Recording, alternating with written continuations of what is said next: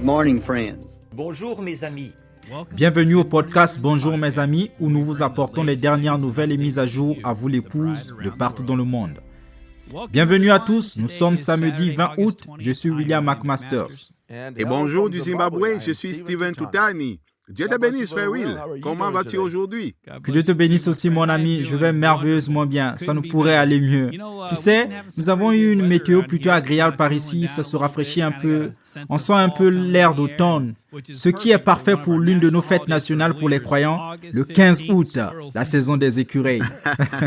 C'est vrai, nous les croyants, nous aimons cette saison. Pour tous les moments spéciaux du message qui entourent la saison des écureuils, comme le troisième pôle, quand il les a amenés à l'existence. Oh oui, absolument. Et l'infidèle que Frère Branham a conduit à Christ. Et j'aime le fait qu'il attendait avec impatience ce moment pour revenir, se reposer et passer son temps avec le Seigneur. C'est certainement une saison importante. Ah, elle est certainement. Tu sais, au sujet de toutes ces histoires, même celles de la chasse sont sur bande pour une raison. Absolument, elles le sont. Elles sont toutes importantes pour nous. Nous aimons et remercions Dieu pour ces bandes, mon frère. J'ai un merveilleux témoignage que je dois partager avant que nous commencions aujourd'hui. Nous avons une sœur ici à Harare, Gogo Kondo. Elle a 81 ans et elle a reçu une tablette de BGR il y a quelques mois. Et depuis, elle n'a pas cessé d'écouter ces bandes. À cause de son âge et je suppose à cause de sa santé, elle ne peut pas aller au culte avec le reste de la famille. Mais elle fait déjà le culte à la maison en écoutant Frère Branham. Et l'un des problèmes qu'elle avait, c'est qu'elle n'entendait plus très bien. Et ils envisageaient ou pensaient à lui acheter des appareils auditifs. Mais le Seigneur avait un meilleur plan. Ainsi, un dimanche, elle était à la maison écoutant la bande. Et juste à la fin, Frère Branham a prié pour une personne qui avait exactement le même besoin qu'elle. Et elle a suivi toutes les instructions que Frère Branham a données, a mis le doigt dans son oreille, et Frère Branham a prié pour elle. Eh bien, juste après cette prière, elle a dit qu'elle entendait un fort tintement dans son oreille. Et quand ça s'est calmé, elle a commencé à entendre des sons qu'elle n'entendait pas avant. Elle pouvait entendre des enfants jouer à l'extérieur de la maison. Elle était impatiente que ses enfants commencent à l'appeler pour qu'ils puissent voir ce que le Seigneur avait fait pour elle. C'était assez drôle quand elle a dit que son beau-fils est venu lui rendre visite et qu'il parlait à haute voix, juste pour être sûr qu'elle entende. Et ils ont passé un moment merveilleux. Elle essayait de lui dire de baisser la voix. Manifestement, il était perplexe et elle était impatiente de raconter le témoignage. « Hey, vous n'avez plus besoin de faire ça. » Dieu avait fait quelque chose de vraiment spécial pour elle. Donc, j'ai apprécié cela. Oh, gloire au Seigneur. Waouh, c'est un merveilleux témoignage. Tu sais, j'aime entendre les témoignages des bandes. Oui. Et tu sais, il y a tellement de gens qui sont guéris, remplis du Saint-Esprit, sauvés en écoutant ces bandes. Amen. Vous parlez d'un ministère vivant. Ah. Vous n'en avez pas un qui soit plus vivant que celui-là. Amen. Eh bien, tu sais, nous pourrions continuer, mais nous ferions mieux de commencer cet épisode. Dans le pays d'Afrique de l'Ouest de la Sierra Leone, les églises et les croyants de ce pays demandent de la prière. Il y a des troubles majeurs et des émeutes dans la capitale côtière de Freetown. Nous avons reçu cette demande de prière du frère Abraham Bright qui vit dans la capitale. Il a dit, les conditions de vie ici deviennent très dures et les gens protestent le gouvernement. Et pendant que ces protestations se poursuivent, ils vandalisent presque tout. 3 postes de police ont été incendiés hier et toutes les forces de sécurité s'enfuient. Il n'y a pas de loi et d'ordre dans le pays et l'Église est également attaquée. Il poursuit. Je voulais faire un travail d'évangélisation dans les prisons hier à notre bibliothèque dans la cour de la prison de Waterloo. Mais en chemin, j'ai rencontré les manifestants et en fait, c'était une situation très triste. Ils essayaient de libérer des prisonniers, mais ils n'ont pas pu le faire en raison du renforcement de la sécurité. Mais dans d'autres zones, la sécurité n'était pas aussi stricte. De nombreuses personnes ont été tuées ainsi que des policiers. Un couvre-feu a été instauré là où je vis et nous ne sommes pas autorisés de quitter la maison. Notre frère poursuit en disant, j'envoie ceci comme une demande de prière pour que les frères du monde entier se souviennent de nous dans la prière, pour que Dieu nous aide, parce que nous sommes vraiment bloqués. Nous ne pouvons pas bouger, même aller au marché est un gros problème. Merci de vous souvenir de la Sierra Leone et des frères dans vos prières. Heureusement, jusqu'à présent, nous n'avons pas entendu parler de croyants blessés lors de ces troubles et de ces émeutes.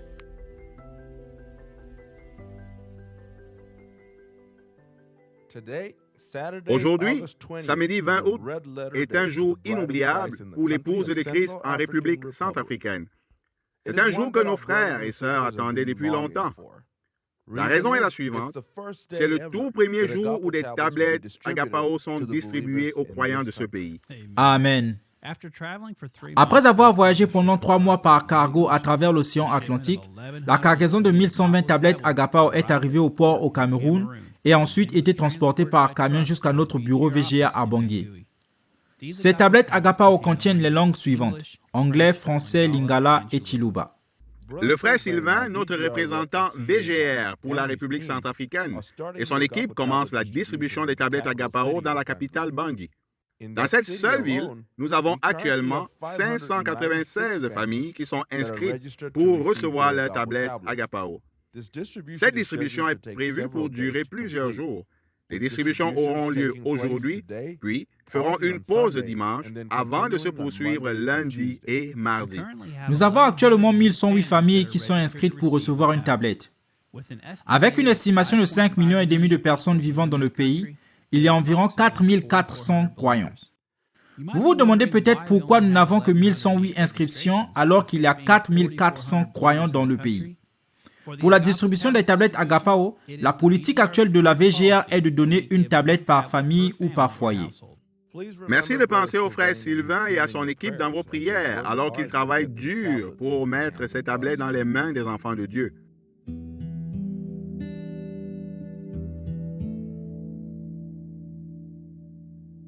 Notre frère Jérémy Villagracia, responsable du bureau VGR aux Philippines, vient de rentrer d'un voyage très épuisant au cours duquel l'équipe de distribution a parcouru plus de 7000 km en 42 jours pour remettre cette précieuse parole entre les mains des croyants. Il a partagé avec nous les détails de son voyage. Gloire au Seigneur. Nous sommes enfin de retour à la maison après avoir été absents pendant près d'1 mois et demi ou exactement 42 jours de voyage de distribution dans les régions sud de notre pays, les Philippines. Nous remercions le Seigneur d'avoir été avec nous tout au long de ce voyage, bien que nous ayons parcouru environ 7000 km en traversant 9 points d'eau de mer, de hautes montagnes, des routes difficiles, apparemment impraticables et des rues inondées. Mais nous n'avons jamais eu de panne ou de problème en cours de route. Gloire soit rendue à son nom. Nous avons pleinement accompli l'objectif de notre voyage missionnaire de remettre directement dans les mains de chaque famille croyante ce matériel comme cadeau le plus précieux que Dieu ait donné à son épouse en ces derniers jours, la tablette Agapao. Pour ce seul voyage, nous avons distribué un total de 4120 tablettes à 4120 familles de croyants appartenant à 264 églises du message dispersées dans 22 provinces situées sur l'île principale de Mindanao et sur les petites îles de Negropani, Siargao et Canigao.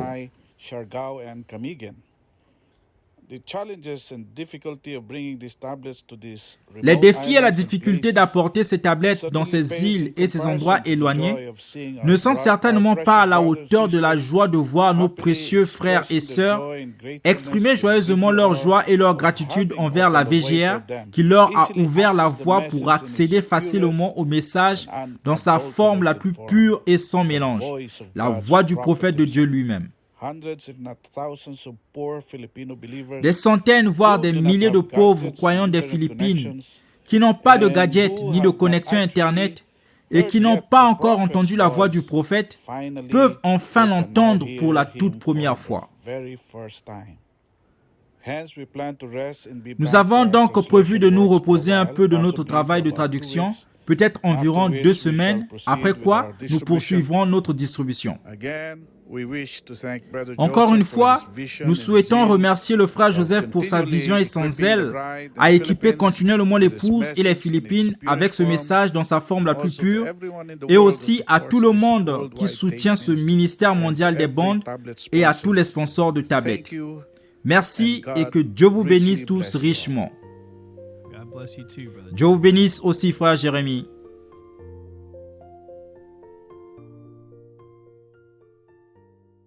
de vous à l'écoute ne le savent peut-être pas, mais le tout premier bureau de la VGR ouvert en Amérique latine a été celui de Mexico en 1991.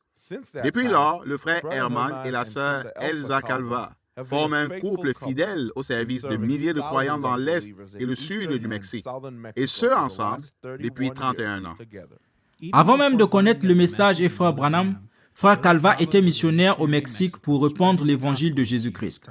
Ils ont parcouru des milliers de kilomètres innombrables pendant cette période, distribuant des livres et des cassettes au début, puis des CD, des cartes mémoire SD et bien sûr maintenant, les tablettes Agapao. La région que desservent le frère et la sœur Calva est assez vaste, presque un pays au sein du Mexique. Mexico City est la 4e plus grande ville du monde, avec une population de plus de 21 millions d'habitants. Ce n'est pas surprenant. Ce bureau est l'un des plus fréquentés d'Amérique latine, recevant chaque semaine de nombreuses visites de croyants pour obtenir du matériel, des questions sur les tablettes, ou simplement pour dire bonjour et fraterniser. Au fil des ans, frère Calva a également effectué de nombreux voyages à l'étranger au nom de la VGR. Au cours des 20 dernières années, il a effectué 10 voyages à Cuba pour encourager les croyants et baptiser de nombreux saints. Il a également rendu visite aux croyants en République dominicaine, au Guatemala et même ici aux États-Unis lors de la tournée Catch the Vision pour témoigner du message et de ses expériences. Son dévouement et sa passion pour cette parole ont été un exemple pour beaucoup. En ce moment, le frère et la sœur Calva attendent leur prochain envoi de 600 tablettes Agapao qui a quitté le bureau de Jeffersonville la semaine dernière. Les préparatifs de ce voyage sont déjà en cours afin que, dès l'arrivée des tablettes, ils puissent prendre la route avant la prochaine saison des ouragans qui peut provoquer des inondations et les empêcher d'atteindre les croyants. Avec ce prochain envoi de tablettes, ils auront à distribuer plus de 4000 tablettes Agapao depuis le bureau de Mexico City. Quel exploit pour ce couple fidèle! Malgré leur expérience et leurs années, ils travaillent encore vigoureusement dans le champ missionnaire.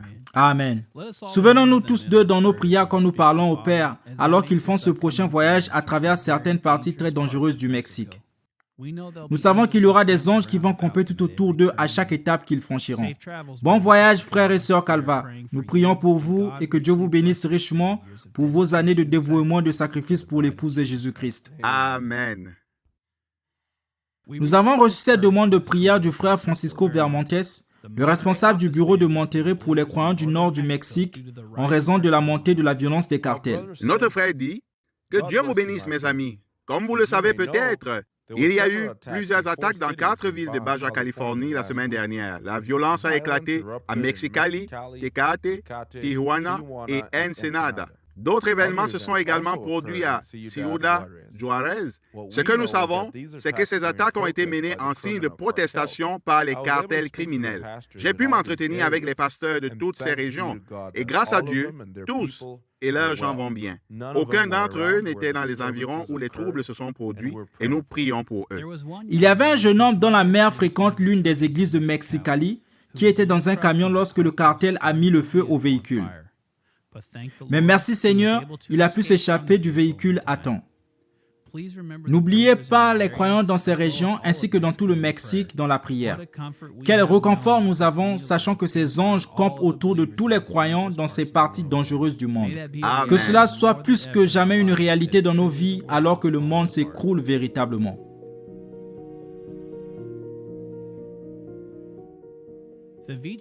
Le bureau de la VGR à Lubumbashi en RDC sert environ 100 000 croyants.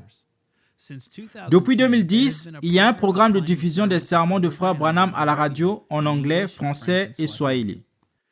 Avec une population de 5 à 6 millions d'habitants, il y a environ 1,5 million de personnes qui écoutent la radio.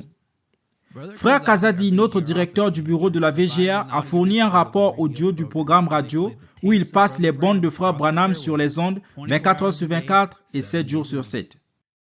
Je suis Jean de Dieu Kazadi du bureau de la VGR de Lubumbashi en RDC. Je suis heureux de faire partie de cette grande œuvre pour servir l'épouse du Christ à travers cette grande vision de la VGR.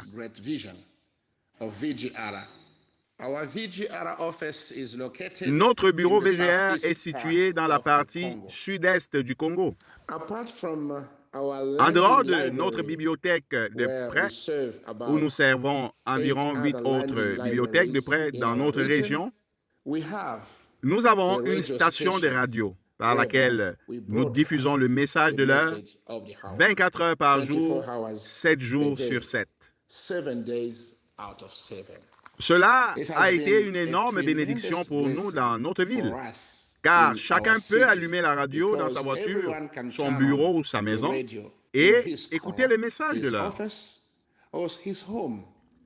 Quelle bénédiction pour l'épouse de Lumumbashi! Beaucoup de vies ont été touchées, guéries et bénies en allumant cette chaîne de radio. De nombreux témoignages ont été envoyés à notre bureau et de nombreuses vies ont été inspirées en écoutant la radio. Que Dieu vous bénisse. Merci beaucoup. God bless you. Thank you so much.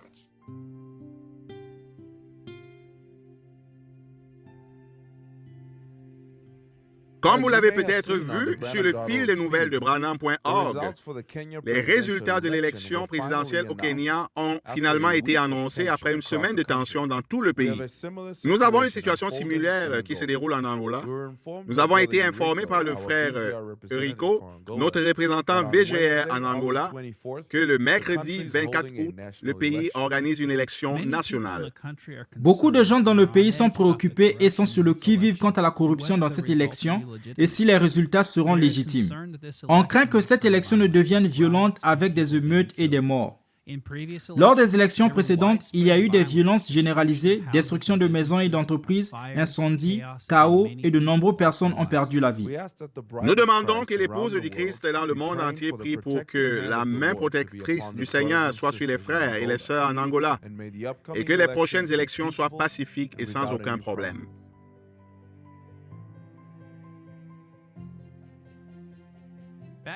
En juin dernier, la famille Sanchez à Guadalajara, au Mexique, a organisé un rassemblement de jeunes avec plus de 40 jeunes âgés de 9 à 28 ans. Le Seigneur leur a donné un grand moment et ils ont pu profiter d'une merveilleuse communion autour de la parole. Plusieurs projets de création ont été réalisés et de nombreuses activités ont été proposées à tous. Le moment le plus spécial est arrivé quand il était temps pour les jeunes d'aller à leurs différents endroits avec leurs écouteurs et leurs quiz de bandes pour écouter le message « Être conduit ». C'était un moment spécial tandis que le Seigneur parlait à leur cœur. Après le message, ils ont terminé la journée en chantant autour d'un feu de camp, remerciant le Seigneur pour la merveilleuse journée qu'ils avaient passée. Tous ceux qui étaient présents étaient si reconnaissants pour l'opportunité d'être une fois de plus rassemblés autour de sa parole. Nous avons posté hier matin la vidéo de cet événement sur l'application Lifeline pour que vous puissiez l'apprécier. Et enfin, nous voulons terminer la journée avec un petit témoignage des jeunes croyants qui ont mis leur foi simple en action. Je m'appelle Peter Bennett et j'ai 11 ans. Mon frère David fermait la porte du magasin quand le chat de notre petite sœur Pumpkin est passé dessous. La porte s'est rabattue sur sa tête, l'écrasant. David a porté Pumpkin jusqu'à la maison et l'a montré à mes parents. Elle saignait du nez et semblait sur le point de mourir. Ma sœur et moi avons prié pour elle et avons joué une bande. Je savais que Pumpkin serait guérie si elle entendait cette voix. Nous l'avons laissée seule et au bout d'un moment, Pumpkin s'est levée et s'est mise à marcher. Elle était complètement guérie. Oh, gloire au Seigneur! Quel Dieu puissant nous servons! Amen. Voilà qui conclut l'épisode d'aujourd'hui. Soyez sûrs d'être à l'affût des mises à jour pendant la semaine sur Branham.org, WhatsApp et sur notre application Lifeline. Comme toujours, merci beaucoup de vous être joints à nous et si le Seigneur le veut, nous attendons avec impatience de vous voir la semaine prochaine. D'ici là, Dieu vous bénisse et shalom. Shalom!